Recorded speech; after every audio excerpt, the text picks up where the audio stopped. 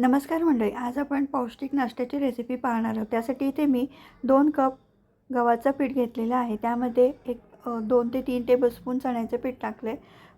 स्वच्छ धुतलेली मेथी घेतलेली आहे आणि ती चिरून घ्यायची आहे। आता मेथी चिरलेली मेथी टाकायची आहे पिठामध्ये। त्यामध्ये लसूण अद्रक ठेचलेलं टाकायचं आहे, तिखट आणि मीठ, हळद टाकायची आहे, तेल मोहनसाठी टाकायचं आहे। इथे तुम्ही हिरवी मिरचीचा ठेचा सुद्धा वापरू शकतात आणि व्यवस्थित सुकं मिश्रण सर्व एकत्र करून घ्यायचं आणि मग लागेल तसं थोडं थोडं पाणी टाकून छान असा गोळा मळून घ्यायचा आणि त्याचे आपण पराठे लाटून घ्यायचे आहेत। पराठ्यांना तुम्ही तेल, तूप, बटर काहीही लावू शकतात। छान दोन्ही साईडने मस्तपैकी शेकून घ्यायचे। गॅसची फ्लेम आहे ना मोठी ठेवायची आणि फटाफट असे फुलके किंवा तुम्ही ठेपले म्हणू शकतात किंवा दशम्या पराठे म्हणू शकतात, हे छान शेकून घ्यायचं आहे। आणि टोमॅटो सॉसबरोबर किंवा दहीबरोबर तुम्ही गरमागरम वाढू शकतात। तर एकदम सोपी रेसिपी आहे, तितकीच चविष्ट आणि हेल्दीसुद्धा आहे।